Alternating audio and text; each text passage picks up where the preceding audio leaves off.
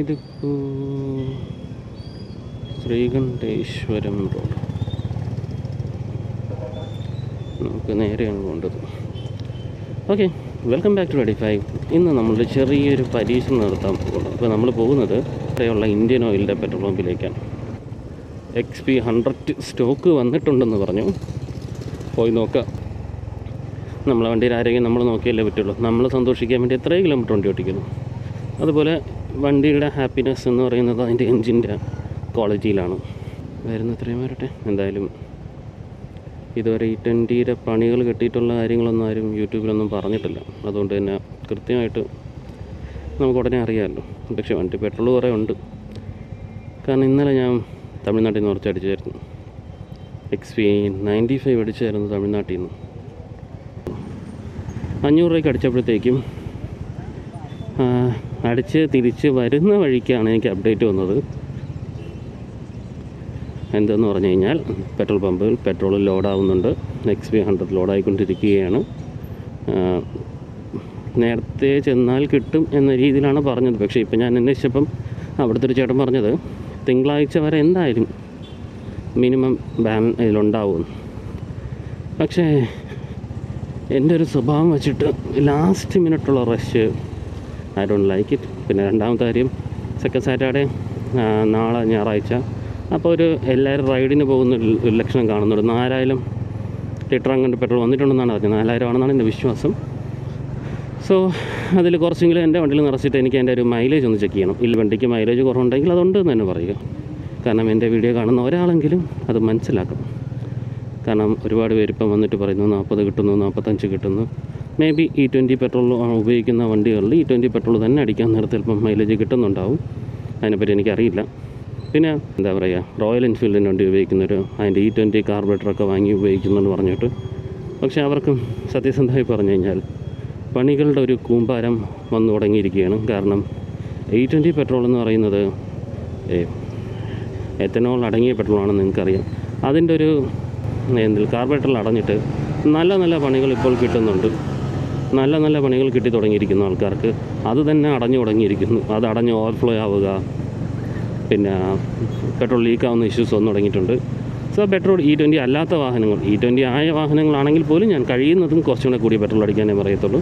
E20 അല്ലാത്ത വാഹനങ്ങൾ ആരൊക്കെയാണെങ്കിലും ശരി, നിങ്ങൾ സ്പ്ലെൻഡർ ഉപയോഗിക്കുന്ന വ്യക്തിയാണെങ്കിലും ശരി, XN100 ഉപയോഗിക്കുന്ന വ്യക്തിയാണെങ്കിലും ശരി, ബെറ്റർ നിങ്ങൾ കുറച്ചും കൂടെ സ്പെൻഡ് ചെയ്യേണ്ടി വരും. ഇനി അതിനല്ലാതെ മറ്റൊരു മാർഗം ഇല്ല. കാരണം നിങ്ങളെ വണ്ടിയുടെ ആയുസിൽ നിങ്ങൾ ഈ സ്പെൻഡ് ചെയ്യുന്ന എമൗണ്ടും നിങ്ങൾ ഇനി സർവീസ് സെൻറ്ററിൽ കൊടുക്കാൻ പോകുന്ന എമൗണ്ടും തമ്മിലുള്ള താരതമ്യം ചെയ്യുമ്പോൾ, പിന്നെ അതുപോലെ തന്നെ നിങ്ങളെ വണ്ടിയുടെ മൈലേജും കൂടെ ഒന്ന് ചെക്ക് ചെയ്യുന്നതാണ്. കാരണം എൻ്റെ വണ്ടിയിൽ ഏകദേശം ഒരു 12 കിലോമീറ്ററാണ് മൈലേജ് കുറഞ്ഞിരിക്കുന്നത് 1 ലിറ്റർ പെട്രോളിൽ.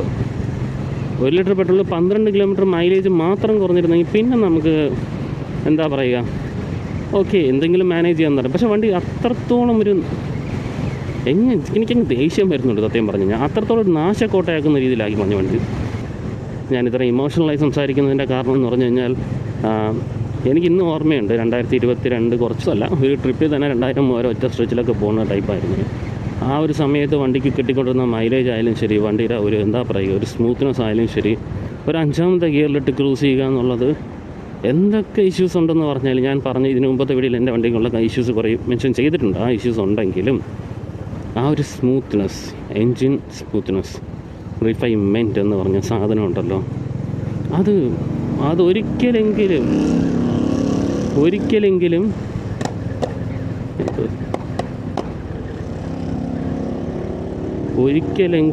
എന്ത് നോക്കട്ടെ, എൻ്റെ വണ്ടിയിൽ നിന്ന് നല്ലോണം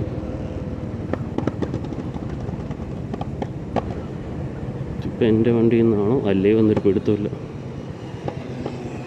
ആ വണ്ടിയിൽ നിന്നായിരിക്കും. വെറുതെ ഞാൻ പേടിക്കുക. കാരണം ഇതും നമ്മളെ വണ്ടികളുടെ കാർന്ന് തിന്നുന്നൊരു സ്ലോ പോയിസണാണ്. അതിലൊരു സംശയവും ആർക്കും വേണ്ട. കറക്റ്റ് ബിൽ ഇതുവഴി കയറി പോയാലോ വേണ്ട, അതൊക്കെ ധൃതി പിടിച്ചിട്ട് കാര്യമൊന്നുമില്ല. ഇനി 11:30 എനിക്ക് തിരിച്ച് ഡ്യൂട്ടിക്ക് കയറുന്ന സമയത്ത് എത്തിയാൽ മതി. അതുവരെ ഞാൻ ഫ്രീ ആണ്. അതുവരെ ഇങ്ങനെ തന്നെ പോട്ടെ, വേറെ വഴികളില്ല. തൽക്കാലത്തേക്ക് പതുക്കെ പോകും. അതുവരെ ഇങ്ങനെ തന്നെ പോട്ടെ. ഏതോ ഒരാൾ വരുന്നുണ്ട് ബാക്കിൽ നിന്ന് പൊത്തുണ്ട്.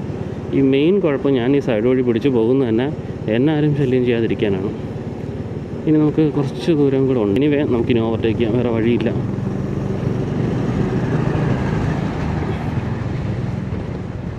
ഓക്കെ, നമുക്കിവിടെ നിന്ന് അയ്യോ ഇതുപോലത്തെ റോഡ് ക്രോസ് ചെയ്യുമ്പോൾ നിങ്ങൾ ഒരു കാര്യം ഒന്ന് മനസ്സിൽ വെച്ചേക്കും, കഴിയുന്നതും വേഗം ക്രോസ് ചെയ്യാൻ നോക്കുക റോഡിൽ വണ്ടി ഓക്കെ ആണെങ്കിൽ. ഇനി കുറച്ച് മുന്നോട്ട് പോയിട്ട് വണ്ടി ചെയിൻ ടൈറ്റിംഗ് ഒക്കെ ഉണ്ട്, അത് ഇന്ന് ചെയ്യാൻ പറ്റില്ല. ലോഡിംഗ് അല്ല, മഴ പെയ്തതിൻ്റെ ആയിട്ടുള്ള കുറേ ചെളികൾ വണ്ടി മൊത്തവും. ഇതിനടുത്ത് വല്ല വാഷിംഗ് സെൻ്റർ ഉണ്ടെങ്കിൽ വാഷിംഗ് സെൻ്ററിൽ കൊടുക്കാമായിരുന്നു, വേണ്ട. നാളെ ഞായറാഴ്ച അല്ലേ, ഞായറാഴ്ച ഇറങ്ങില്ല, തിങ്കളാഴ്ച വല്ലതും നോക്കിയിട്ട് വാഷിംഗ് സെൻ്ററിൽ കൊടുക്കാം. എനിവേ നിങ്ങൾ E20 പെട്രോളാണ് അടിക്കുന്നെങ്കിൽ ബി അവെയർ ഓഫ് എവറിത്തിങ്. കാരണം നിങ്ങൾ ഏത് രാഷ്ട്രീയ പാർട്ടിയിലാണെങ്കിലും നിങ്ങൾ ഏത് ഇതിൽ വിശ്വസിക്കുന്നവരാണെങ്കിലും എൻ്റെ എക്സ്പെൻസ് നമ്മൾ തന്നെ മീറ്റ് ചെയ്തേ പറ്റത്തുള്ളൂ. അത് സർവീസ് സെൻ്ററിൻ്റെ ആണെങ്കിലും ശരി, എന്തിൻ്റെ ആണെങ്കിലും ശരി, നമ്മൾ തന്നെ അത് മീറ്റ് ചെയ്യണം, നമ്മൾ തന്നെ നോക്കണം. വേറെ വഴികളൊന്നും ഇവിടെ എങ്ങും ഇല്ല. ഇത് HP-യുടെ പെട്രോൾ പമ്പാണ്. ഇവിടെ XP 100 ഉണ്ടോ? ഇവിടെ XP 100 ഇല്ല, വേറൊരു സാധനം ഉണ്ടായിരുന്നു, എന്തോ ഒരു പേരുണ്ടായിരുന്നു. അയ്യോ സ്പീഡ് 100 ആണെന്ന് തോന്നുന്നു XP-ക്ക് അല്ലേ? സ്പീഡ് 100 ഉണ്ടെന്ന് തോന്നുന്നു. അതോ ഇന്ത്യൻ ഓയിലാണ്? ഭാരതിനാണ് സ്പീഡ്. അപ്പോൾ HP-ക്ക് എന്താണ് പവർ 100 ആണ്. കാരണം ഞാൻ ഇതുവരെ എൻ്റെ വണ്ടിയിൽ E10 അടിച്ചിട്ടുണ്ട്, E20 അടിച്ചിട്ടുണ്ട്. ഫോർ ദ ഫസ്റ്റ് ടൈം ഞാനിപ്പം E0 അടിക്കാൻ പോകുന്നു, E0.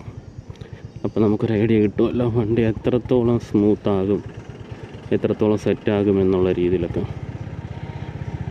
അതാണ് ബെറ്റർ. അയ്യോ വൈ സ്ലോ പോകൂ, വേഗം പോകൂ. പോയിട്ട് കുറച്ച് ജോലിയുണ്ട് എനിക്ക്. എനിവേ നമുക്കെന്തായാലും നോക്കാം, വേറെ വഴിയില്ല. 28 കിലോമീറ്റർ പോയിൻ്റ് 28.7 ഇപ്പോഴും മൈലേജ് കാണിക്കുന്നത്. ഞാൻ എല്ലാ സിറ്റുവേഷൻസ് 5ാം ഗിയറിൽ പ്രോപ്പറായിട്ട്, അതായത് എങ്ങനെ ഓടിക്കണം എന്ന് പറയുന്നു അങ്ങനെ തന്നെ ഞാൻ ഓടിച്ചു നോക്കി. എന്നിട്ടും നോരശ സ്റ്റിൽ 28 അത് കടിച്ചു പിടിച്ചിരിക്കുകയാണ്. മിക്കവാറും നല്ല പണി വരാൻ ചാൻസ് ഉണ്ട്. ഈ 0 കൂടെ അടിച്ചു നോക്കുക, പണം പോവട്ടെ പവർ വരട്ടെ എന്ന രീതിയിലാണ് ഈ 0 അടിക്കാൻ പോകുന്നത്. യെസ്, ഇവിടെയാണ് ഇന്ത്യൻ ഓയിലിൻ്റെ പെട്രോൾ പമ്പ് ഞാൻ ഉദ്ദേശിച്ചത്. യെസ്, ഇവിടെ എത്തിയിരിക്കുന്നു. ഈ ചേട്ടൻ എന്തായാലും അടിക്കട്ടെ, അതാണ് ബെറ്റർ. യെസ്, അങ്ങനെ നമ്മൾ പെട്രോൾ ഫില്ലിങ് കംപ്ലീറ്റ് ആയി. ഞാൻ അവിടെ വെച്ച് അങ്ങനെ വീഡിയോ എടുക്കില്ല, കാരണം അത് അത്ര ശരിയായിട്ടുള്ളൊരു മാന്യതയായിട്ട് എനിക്ക് തോന്നുന്നില്ല.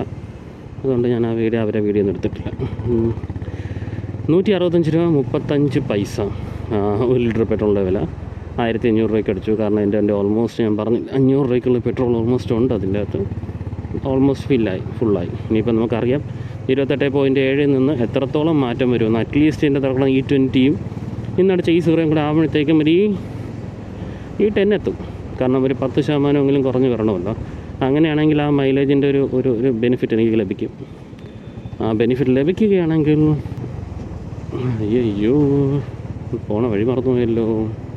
ഇതിന് നേരെ പോവാം.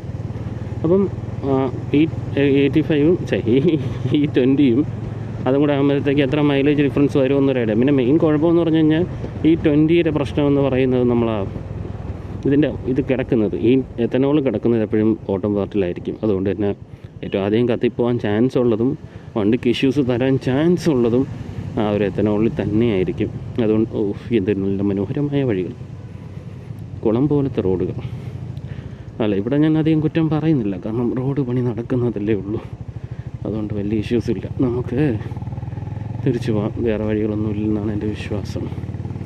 നമുക്ക് മാപ്പ് വേണ്ട, മാപ്പില്ലാതെ തന്നെ തിരിച്ചു പോകാം, അതാണ് നല്ലത്. അപ്പോൾ ഞാൻ പറഞ്ഞല്ലോ, നമുക്ക് എന്തായാലും പോകുന്ന വഴിക്ക് സ്ട്രൈറ്റ് റോഡുണ്ട്. 28.7 തന്നെയാണ് കിടക്കുന്നത്. കുറച്ചൊന്ന് ഓടിയാൽ മാത്രമേ ഇതൊന്ന് മിക്സ് ആവത്തുള്ളൂ, അല്ലാതെ നമ്മളെടുത്തിട്ട് കാര്യമില്ല. നമുക്കെന്തായാലും പോയി നോക്കാം എത്രത്തോളം മൈലേജ് ലഭിക്കും. ബെറ്റർ ഒരു 5 കിലോമീറ്ററെങ്കിലും കിട്ടിയിരുന്നെങ്കിൽ ഈ വണ്ടി വാങ്ങിക്കുന്നവർക്ക് അതൊരു ഉപകാരമായിരിക്കും. ഞാൻ കൊടുക്കുന്നതെന്നല്ല, ഈ വണ്ടി വാങ്ങിക്കുന്നവർക്ക് അത് ഉപകാരമായിരിക്കും. കാരണം ഒരു 28 കിലോമീറ്റർ മൈലേജ് 350cc എന്ന് പറയുന്നത് വളരെ വളരെ വളരെ വളരെ വളരെ കുറവാകുന്നു. ഒരു 35 മുതൽ 40 വരെയെങ്കിലും മൈലേജ് ലഭിക്കേണ്ടത് അത്യാവശ്യം തന്നെയാണ്. അതർവൈസ് ഈ വണ്ടി വാങ്ങിക്കുന്നവർ നല്ലതുപോലെ പാടുപെടുകയായിരിക്കും ചെയ്യുന്നത്. ഇവിടെ നിന്ന് ഇങ്ങോട്ടും അവിടെ നിന്ന് അങ്ങോട്ടും കൊള്ളാം. നമുക്കിതുവഴി കയറി അങ്ങ് പോകാം. ഇതാണ് ബെറ്റർ. ഇവിടെ എനിക്ക് എൻ്റെ വിശ്വാസത്തിൽ ഇവിടെ എന്തായാലും എൻ്റെ ഓഫീസിൽ പോകുന്ന ടൈമായിരിക്കും. ഇനി ഞാൻ കഥ പറഞ്ഞ് ഇമോഷണലി പോയി കഴിഞ്ഞാൽ എൻ്റെ നിൻ്റെ ക്ലയൻറ്റിൻ്റെ കാര്യത്തിൽ തീരുമാനം അല്ലെങ്കിൽ തന്നെ വട്ടാക്കുന്ന ഒരുപാട് ക്ലയൻസിനെ മീറ്റ് ചെയ്യാനുള്ളതാണെന്ന്. എനിവേ അടുത്തൊരു വീഡിയോയിൽ കാണാം.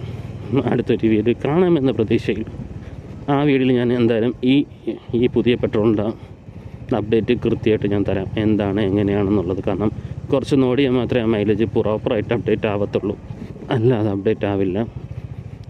കാരണം കുറച്ച് ഞാൻ പറഞ്ഞിട്ടുണ്ട്, 500 രൂപയ്ക്കുള്ള നോർമൽ പെട്രോൾ 1500 രൂപ ഈ സീറോയാണ് കിടക്കുന്നത്. ഈ രണ്ടും കൂടെ കിടക്കുമ്പോൾ